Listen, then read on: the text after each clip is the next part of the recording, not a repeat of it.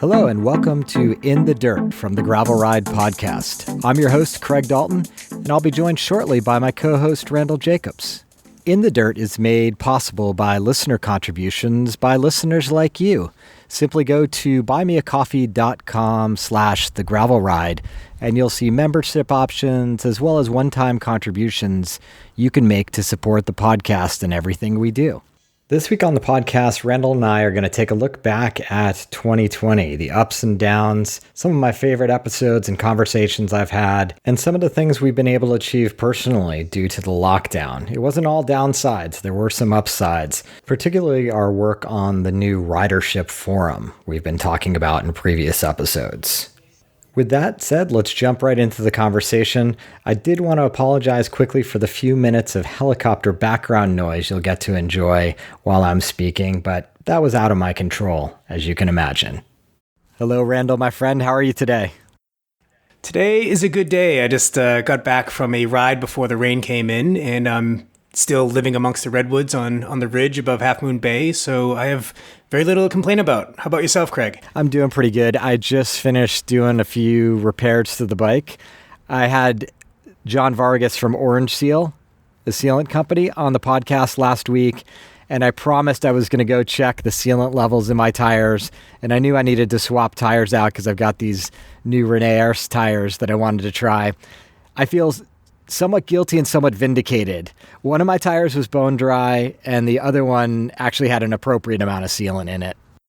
Remind me what you're running currently? I was running a mullet setup. I had a Sendero WTB up front and a Byway in the back.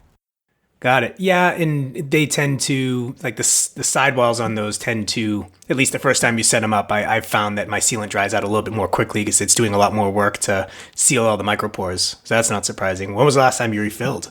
I think I might have done it 2 months ago, at least in one wheel. But the rear wheel, which is the one that was bone dry, I don't think I've touched in 4 or 5 months. Okay. Yeah, that makes sense. Yeah. So especially being in LA. Yeah, it feels so dry down here that I was like, when John was mentioning how often you should check your sealant, I was thinking I am totally guilty of ignoring that. And I'm going to have a long walk home with no cell coverage in some of these canyons. Going back to our everyday carry, this is why I carry a little 60 milliliter bottle in my frame bag. True. I think I'm going to need like a spot transmitter to be able to signal someone for a ride home in some of these canyons. I just get no cell phone coverage here. Yeah. And the other thing interesting with that setup, I've gone from 47 millimeters to 42 millimeters, and it's been a while for me. Certainly, I don't think I've ever run my 650B wheel set with this narrow of a tire. So it's going to be interesting because I'm going from a slick rear tire back to a knobby, but on both sides going a little bit narrower. So, it's important as a gravel cyclist to just try these different setups and see what feels right. My inclination when getting a bike that was bigger tire capable was to go as big as possible. And now I'm dialing it back a little bit. As you know, I'm a fairly technical rider, so I'm not fearful of what I'm giving up there, but the volume will come into play, and it'll be curious to see how it all pans out. Yeah, I'm curious as well, because I know you're running our wheels, right? Which are quite wide. And so with the 27 internal, those I'm curious to see how wide those tires sit and how they perform, because it's a little bit wide for that particular width of tire. Okay. It should work just fine. We've had other people do it. Yeah, it'll be interesting. Yeah. Interesting setup. Find out soon enough, I suppose. Yeah, tomorrow, hopefully. Oh, man. So I wanted to get you on the mic this week and just talk about 2020. I mean, we're recording this mid-December. And in many ways for gravel cycling, 2020 has been the year that was and the year that wasn't. Very much so. When I think back to all the things I was doing at the end of 2019, I had been in Bentonville, Arkansas, previewing the Big Sugar Gravel event. There was obviously a bunch of acquisitions of big gravel events. There was a few new ones that appeared on the calendar in 2019. So it felt like 2020 was going to have all kinds of events, all kinds of new equipment coming out. And some of that happened, but some of it didn't due to COVID. So it's been a topsy-turvy year. Yeah. Well, the trends in the industry in terms of like what people are buying have definitely continued with, gravel being the thing, which is not surprising at all because these are, as I've long said, kind of the all-purpose road, off-road bikes that the industry should have been selling normal people all along instead of these, race replicas that were all riding before. So that continued. But yeah, the lack of events and even like group rides, or at least responsible group rides, has definitely been a challenge this year. Yeah, that was a big switch for me lifestyle-wise. Just, I really always look forward, as we've said on the podcast before, I just look forward to at least one group ride a month. Yeah. It's the rolling community element of it. Yeah, so the bike biz in general experienced a boom. Like you said, gravel as a category, but kids' bikes. I mean, there was an absolute drought of equipment available on the market at certain times in the year. Well, and that was kind of a couple of things happened. And actually, you and I were talking about doing a deeper dive on just the state of the bicycle industry and supply chains and so on in general. And I think we'll definitely do that one, Randall, because I think it's really interesting. Yeah, there's some very interesting dynamics happening. We'll leave it at that. But we can allude by saying, like, when the pandemic first hit, sales went off a cliff because everyone was very reasonably, panicked and concerned about what was to come. And then shortly thereafter, bikes spiked, but at the same time, supply chains were clogged up by, measures taken to reduce spread in areas where bikes are being produced. And so that has wreaked all sorts of havoc. So if you have a gravel bike, be glad that you have it. And if you don't have one and you have and you're thinking of one for next year and you have an opportunity to snag one, it might be wise to make that acquisition sooner rather than later, just given what I'm seeing for availability. Though, who knows? Who knows? That's a whole nother conversation we'll have in the new year, I suppose. Yeah, absolutely. So one of those things we kind of referenced is with the elimination of formal group events, there was this void that's been filled both by this great surge in solo adventures, but also in a lot of race organizers putting out virtual challenges, which I think was interesting. And I participated in a number of them, and a number of them we've discussed in the past, whether they worked or didn't work. But I thought that was an interesting trend in 2020. Yeah, I actually want to hear more about your experience. I tend to be one to go to a few events a year, but do a lot of solo or like group riding with friends. So I'm less engaged in that scene. Yeah, for me, a couple of the ones stood out, and it was more due to kind of what they put out there and what I ended up experiencing that I think why I have an affinity for them. I really like the ones that were basically encouraging riders to go out and do a route in their local community that somehow matched or pay homage to the event they had signed up for, or the virtual event they were participating in. And the reason I highlight that is because there is now an archive of amazing routes all over the country from people who participated in these rides. And because they were, all named after the event that they were highlighting, you can find these things out there. I'll speak specifically to my experience with SBT Gravel. I was asked to put down some routes for the San Francisco edition, and it was a real labor of love for me. I spent hours thinking about how could I create a route that was as physically and mentally challenging as what I had experienced in Steamboat the year before, but was really a tribute to all the great trails we have in Marin County. So I set that down, and honestly, I thought I made the black route harder than I would even want to personally do, which was quite funny. But I had a crazy friend of mine, James, who said, no, we got to do this. I wanted to do something big for my birthday. Let's do this. Let's do the black route. And I said, okay, let's do it. We were supposed to do it on the day of SVT Gravel, but we ended up doing it the day before just because of some logistics on our side. But we did an absolute mega tour of Marin County, much of which were some of my favorite trails in the county. Outstanding. Is that I assume that there's a link to it and to all these routes that you can share? Can we share it in the show notes? Yeah, absolutely. So SBT Gravel on their website has a page that's to the virtual events, and I think there were something like 26 cities and a handful of different countries that had routes locked down. Wow. So you'll find links to Ride with GPS where you can download those files. And, I did it when I first came down to LA. That was the first thing I hit up just to get a few GPX files in my computer and Oh, that's great. and some ideas as to where to ride. Yeah. Oh, we should throw that in the GRP Ridership channel as well. It'd be a good place for folks to find it. I want to dig into this because I'm going to be doing a road trip shortly. Yeah, you've got to. So that was my favorite ride. I mean, it was part the trails that I chose, but it was also part the camaraderie of riding with my friend James. He had something he needed to do, so he insisted we started at 4:30 in the morning. So we started with headlamps, which was great. You know, it just kind of adds to the overall experience of doing a massive day out on the bike. Yeah. Very, very cool. Yeah, how about you? What was your favorite ride of the year? I mean, I went for a few good ones, but the one that I found just most joyful has to be the group ride that you and I hosted. So I think, what did we call it? The Thesis Gravel Ride Podcast, Gravel Exploro. We started in downtown Mill Valley, went up Old Railroad. We went through a bunch of stuff that I actually hadn't really tied together in that way before. You led that part of the route. And then up to West Point Inn, and a lot of people split off from there. There was a group of us that came from the city and put in a properly long day. I think like 30, 35 people showed up, and going back to the city, I think there was 5 of us together. But it was a really lovely ride in that it had a bit of everything, and people of different abilities and different amounts of time available were able to come out and do the portion of it that made sense for them and just split off, where they needed to. Yeah, it was a lot of fun. There's something about, it's often challenging when you get a group ride of, 35 riders going off-road to imagine that everybody can stick together.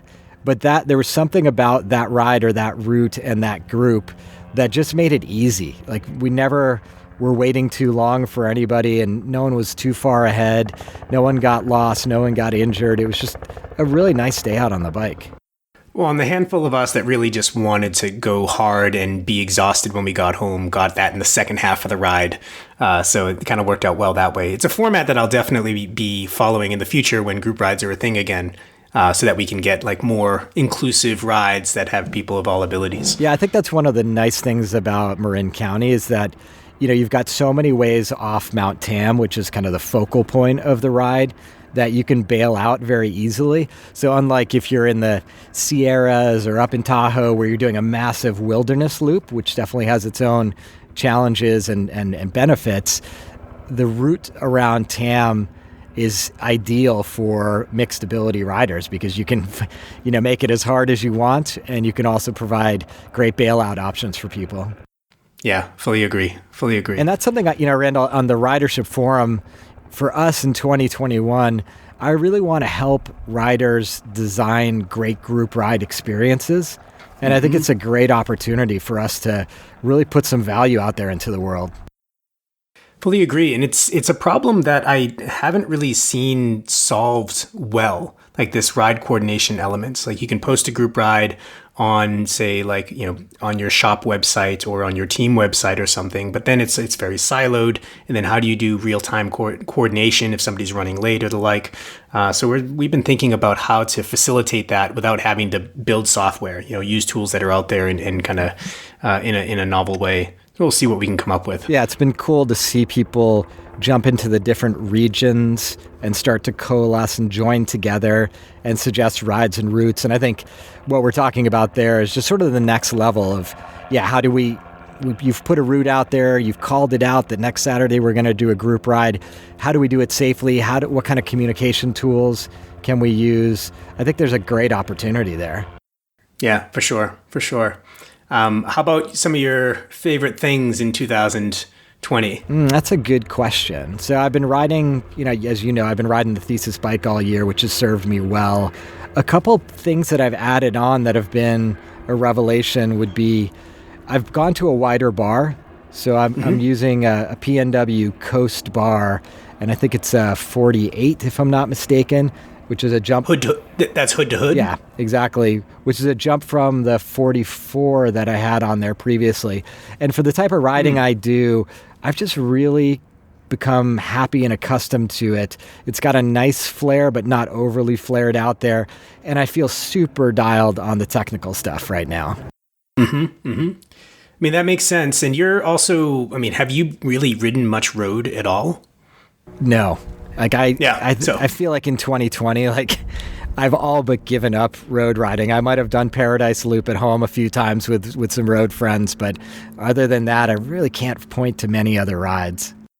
Yeah, and I think that sort of setup makes sense for a gravel bike that really is a more of a dedicated machine versus, say, the way that I ride it. Like I was out on a road ride today, so I like to be able to swap between the two and still have it look and feel like a road bike in road mode. Yeah, exactly. Yeah. The other sort of little tiny thing that I just have to give a shout out to, any product that can make it so I don't walk home from a mechanical is important to me and deserves a shout out. And I have to give a shout out to my friends at Dynaplug because at least twice, if not 3 times this year, I've got a cut in the sidewall, little one, once in the tread, and just popped a Dynaplug in there, let the sealant do its trick, pumped it up a little bit and rode off.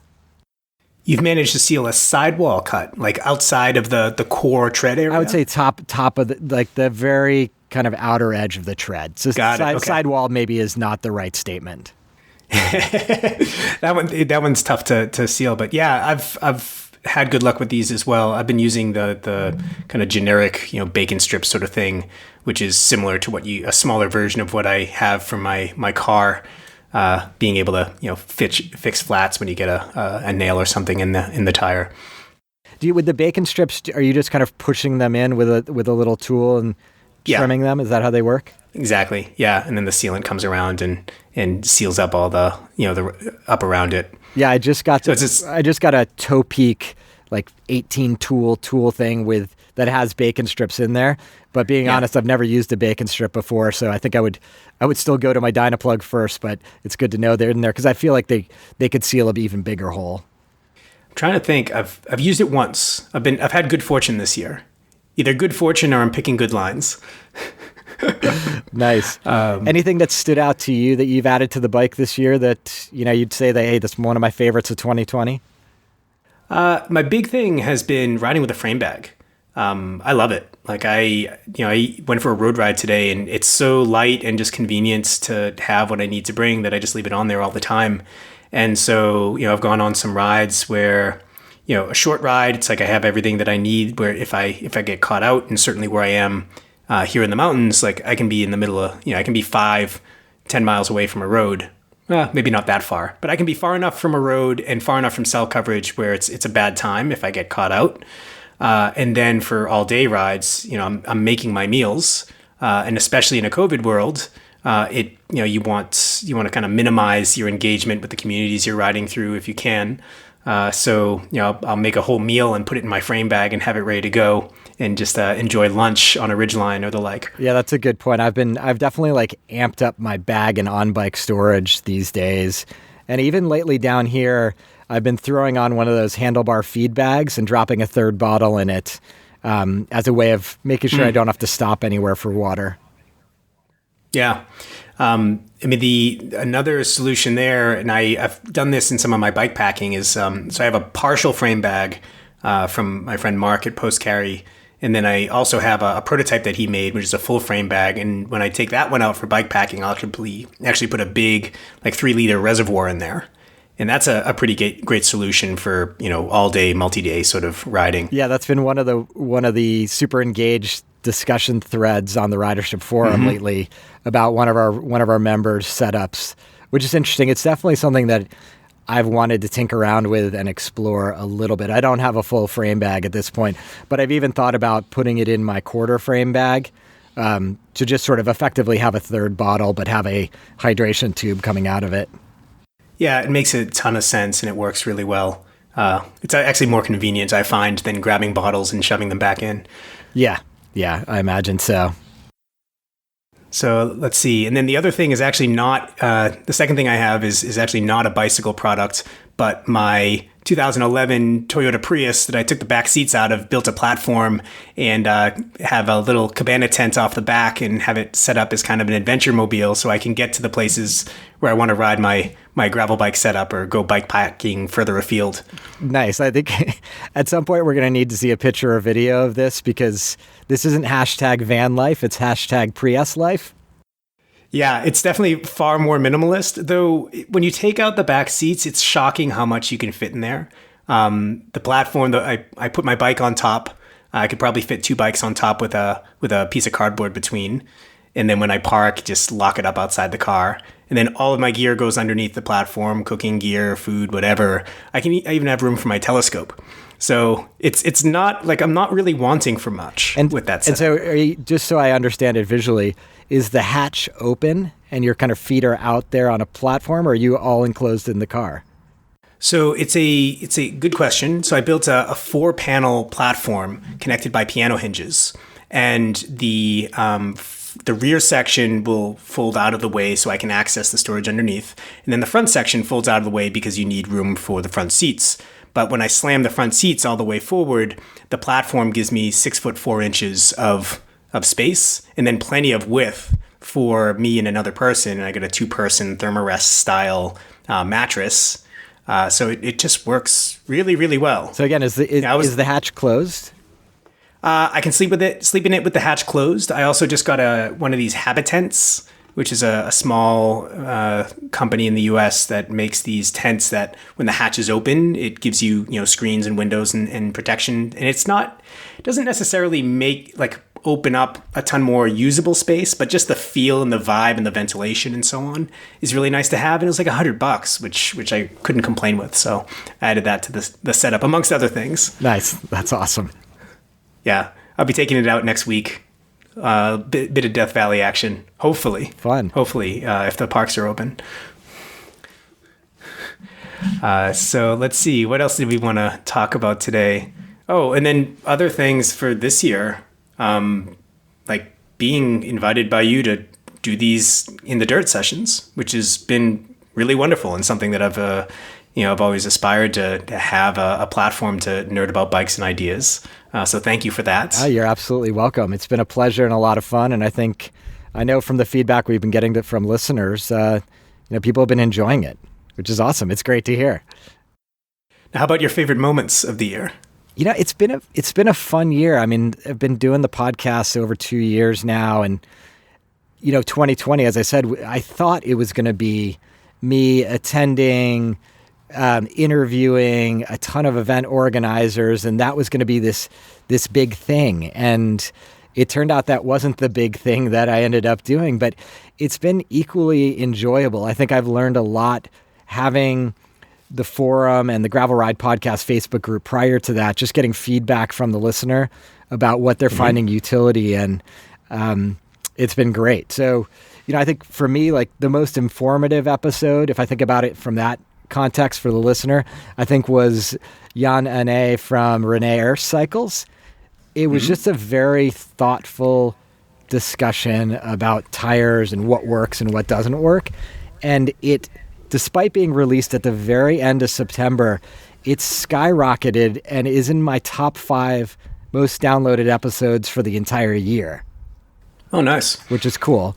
What was the... Oh, I was going to say, you and I are in my second most downloaded episode of the year, which is the Gravel Bike 101 episode. Oh, nice. What's number 1? Number 1 is the Salsa Cutthroat episode. Ah. And I think recording that episode and the feedback I got very early on in the year was very illustrative to me about what people value. The Cutthroat is a little bit different of a bicycle than I had been covering prior to that. So a little bit atypical in that 29er wheel set, very big tire capacity, really built with a lot of input from the bike packing and Tour Divide, multi-day racing kind of category. And I think that was just fascinating for a lot of people to hear about. Yeah, that machine definitely is much more of a de facto drop bar mountain bike. Yeah. So it's like very capable off-road machine. And I think the thing is it just opens up another little sliver of possibility on what you can do on the bike. And I think we've talked about the trend towards bigger tire clearance and little things like that is continuing to come into play with the most forward-thinking gravel bike brands around. Yeah, especially for like a dedicated machine if you're going to have a road bike as well. If you're going the kind of the one bike route, then it can be challenging. But if you're having multiple bikes in your stable, having something that's that radically capable, and you can even put a fork on it, I believe. I think it's fork corrected. Makes a lot of sense. Yeah. So just another sort of sector of bike to consider, when you're thinking about what do you really want to do with your bike. Now, before we get off the Renee Harris episode, any big takeaways from that one? Something that surprised you, or? I mean, some of them are sort of more obvious when I say them or when I heard them. I think what he made a point about the uniformity of tire tread. When you have a tread pattern that's very equal across the tire, you lose very minimal amounts of efficiency on the road. Sometimes I get hung up that I'm on these big knobby tires on the road, but the reality is it's you're not losing. And he did a lot of research on this, punishing himself actually riding these tires against one another, and found again, like it was rarely the inefficiencies in his tire setup that were a deficiency in his overall power. Mm-hmm. Yeah. Well, and you and I have talked about a way to kind of balance some of those goals too by doing the whole mullet setup. So if you're going to go knobbier up front where you need it, and maybe a file tread in the back. Yeah. And there was also the big, just sort of the omnipresent discussion of 700 by 650B. And, there's so many variables that go in there. I think the takeaway there was if 650B allows you to run the equipment you want to run, then run it. Don't think about that you're losing anything. Think about what you're gaining. Yeah. And I'm a big proponent of more volume, the better. But obviously living out here in Marin, where, a dropper post also is part of that equation, and you're riding mountain bike trails, that makes a lot of sense. But if you're in the middle of the country and it's relatively flat, 700s might be the way. Yeah, exactly. So anyway, as we said in the opening, I'm real curious to try these 42 millimeter tires, a little bit lower tire width than I've been running, but I think it's pretty appropriate for the type of stuff I'm doing down here. So how about your most fun episode to record? The gravel cycling community is so great that, every conversation I have is usually just fluid and easy, which makes the effort I put into this, joyful. It's, there's nothing worse than interviewing someone who's like pulling teeth. So there's a bunch of episodes I could probably highlight, but first Instagram live recording, which I was trying during the beginning part of the pandemic with Amanda Nauman, was a lot of fun. Mm-hmm. Great rider and just very fun lady to talk to.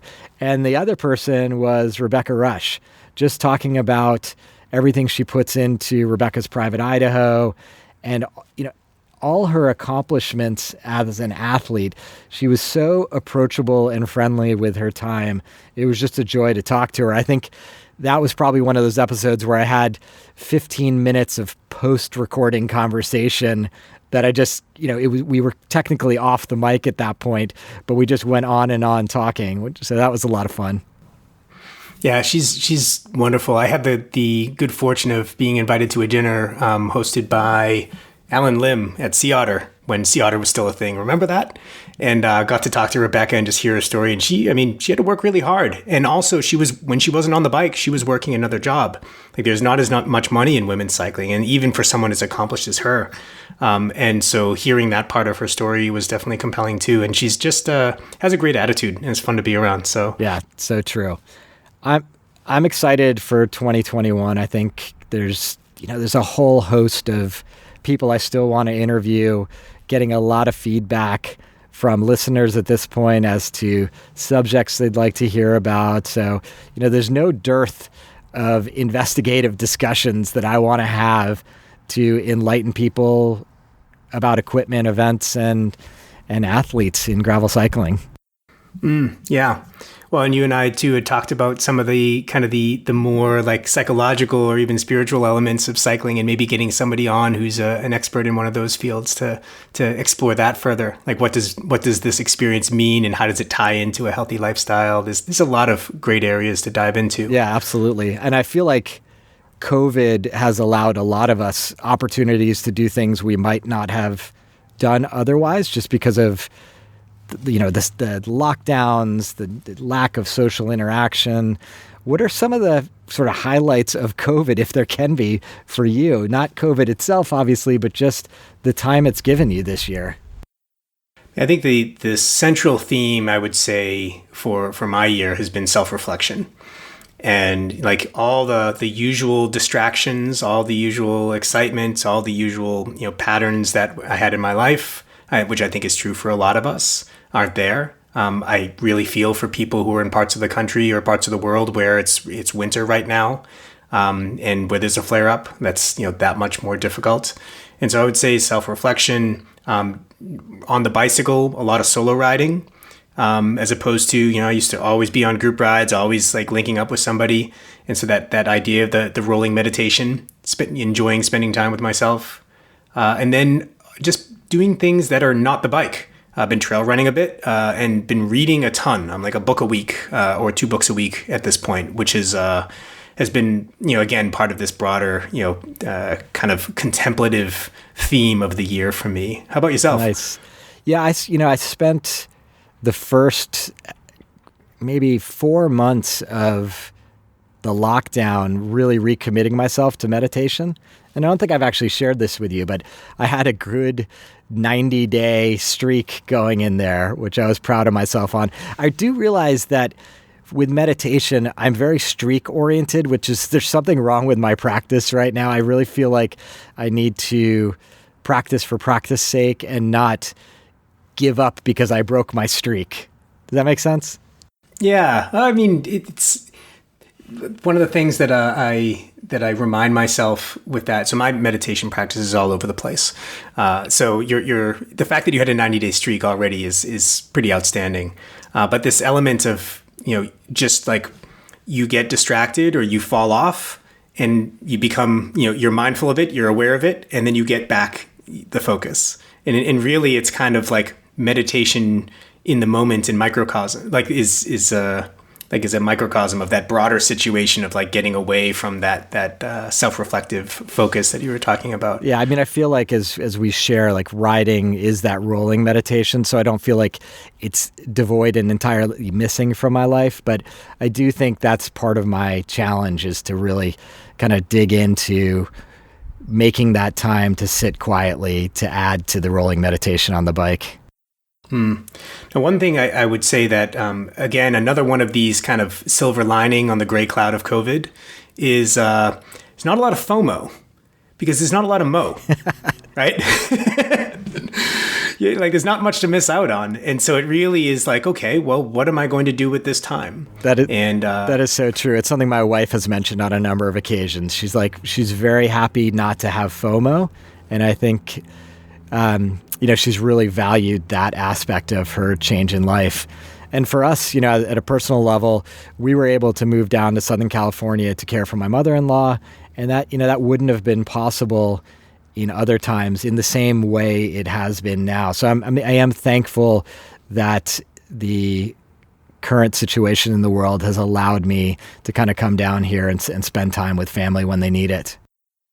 I think that time to so in my case, I went back home for 6 weeks and was embedded in my sister's family with my niece and 2 nephews there. And it's something that I otherwise wouldn't have done. I would have been at Burning Man or something. And, I just the time to really sit and reflect on how one is living one's life and what is important and to reset. I mean, I think a lot of this, certainly for me, a lot of these changes will be durable. Like what I prioritize in life, because I've had the opportunity to not be missing out on the things I was doing, and also realize that a lot of the things I was doing, I didn't really give me the balance and the sort of life and life trajectory that I wanted, or connected me with the type of people that I wanted to be connected with necessarily. So I think that opportunity to reset is something that hopefully, as many of us as possible are grabbing the opportunity, however difficult it is to deal with the loneliness and the stress and everything else of being in a pandemic environment with all the everything that has been happening politically and so on in the world. Yeah, totally. I hope a couple of years from now we'll look back and see that we've all grown. I think there are some things going back to the discussion of gravel cycling, I think there are things that the community has learned throughout the pandemic that will be durable. And I think virtual events, solo expeditions, all these kind of cool things that have arrived, they're not going to ever supplant the need and desire to get together as a community. But I think they can add to our experience as cyclists. Just imagine what it's going to be like when big group rides are a thing again, and you see like all of your friends in big group like that. I don't know. It just seems like it's going to be such a joyful, relieving moment when that's part of the regular routine. Totally. It's a room. Yeah. Yeah, and I think another one of the projects that probably wouldn't have happened is the Ridership. Yep. You and I had both been growing separate communities around the Gravel Ride podcast, or in your case, Thesis. And we realized, maybe in part due to COVID, but I think it was there before, that the Ridership, or the vision we have for the Ridership, is much, much bigger than what we're doing at the Gravel Ride or what you're doing at Thesis. Well, it ties into kind of what are the tools that we need to facilitate the online tools that we need in order to facilitate the sorts of online connection that we're all so starving for. And it plays into why we got the Gravel Ride podcast community off of Facebook as an example. Have you seen The Social Dilemma yet, by the way? I haven't. I've been a little bit scared. Watch it.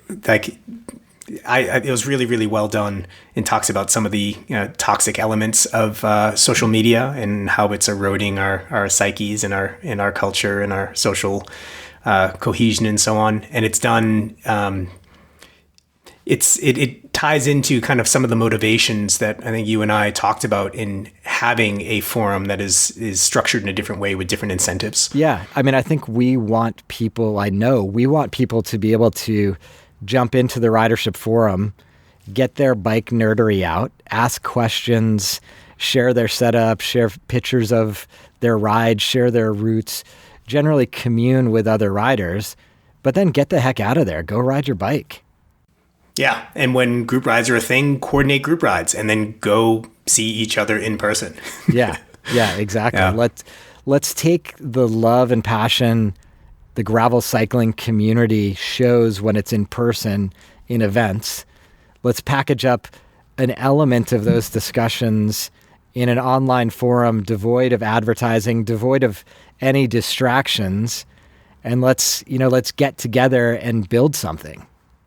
You mean you don't want to manipulate the members of the community and then sell their mind share to advertisers who try to convince them to buy crap or vote for things against their interests? That is not part of my plan, Randall. Okay. All right. Well, I guess we'll just have to go with your way. And we've had some good conversations happening in there too. Obviously, lots of talks about bikes and gear.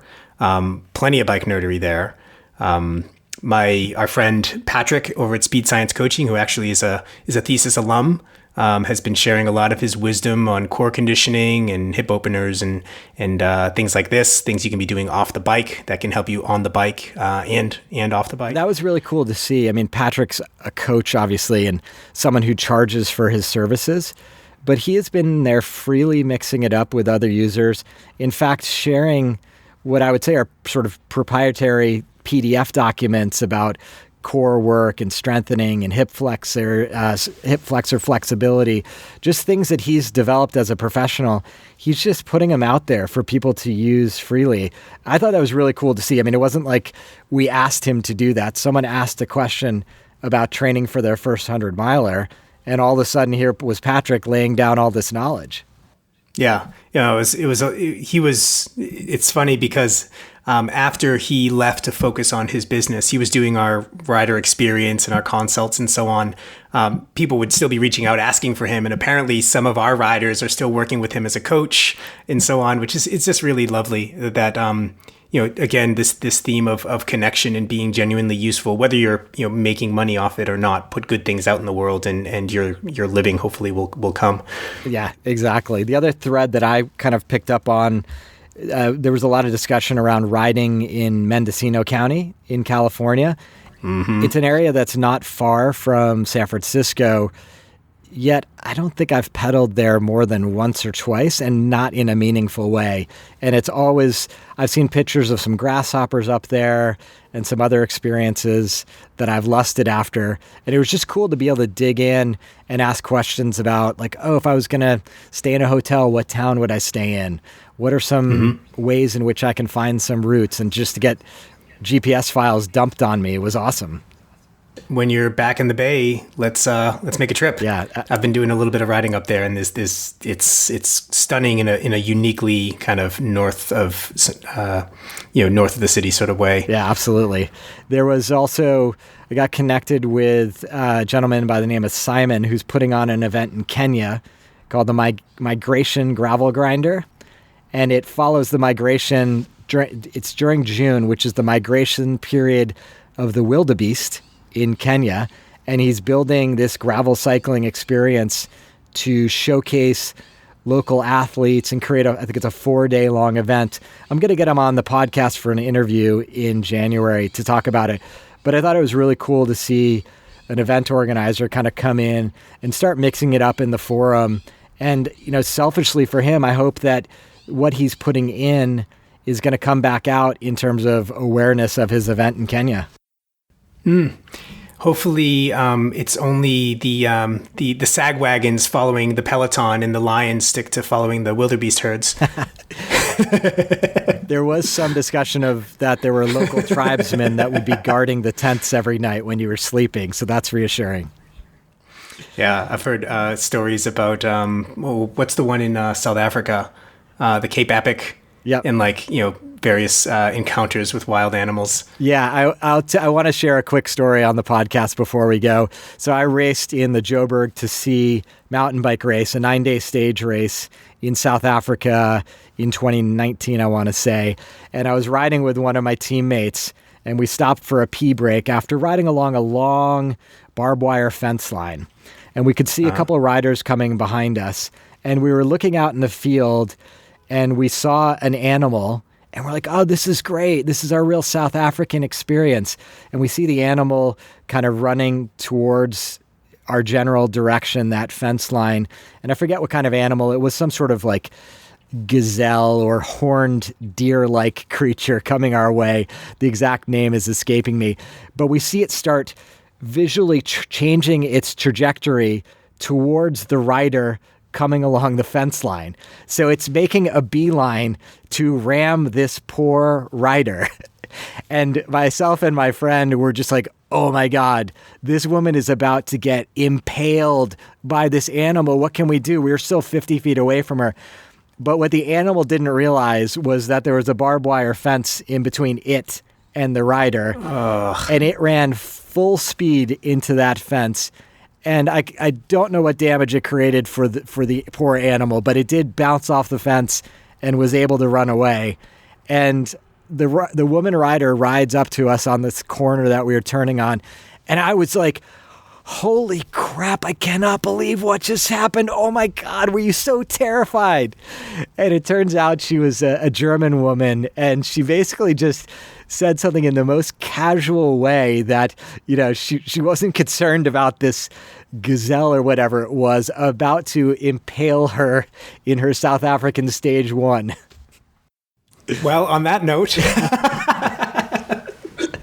Exactly. On that note, we are going to leave you this week. If you want to join the discussion in the Ridership forum, you can just go to theridership.com and fill out a little thing, and we'll send you an invite right away, or hit me up on social media. I'm happy to share that link.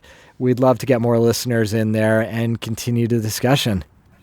Yeah, absolutely. All right. I will see everyone in the forum, and Craig, I'll see you in a couple of weeks for the next recording. Right on. Thanks, Randall. All right. Take care. Thank you for spending a little bit of your time with us this week. I hope you enjoyed the conversation. I know we did. If you are interested in supporting the podcast, you can visit buymeacoffee.com/thegravelride. There's a few one-time perks as well as a membership program. I'd love for you to join. And if you're in your podcast app right now, take a minute and leave us a rating or review. That helps hugely in our discovery, and I do read everything you write and enjoy doing so. With all that said, I'll see you in the Ridership forum or next week in your favorite podcast app. Until next time, here's to finding some dirt under your wheels.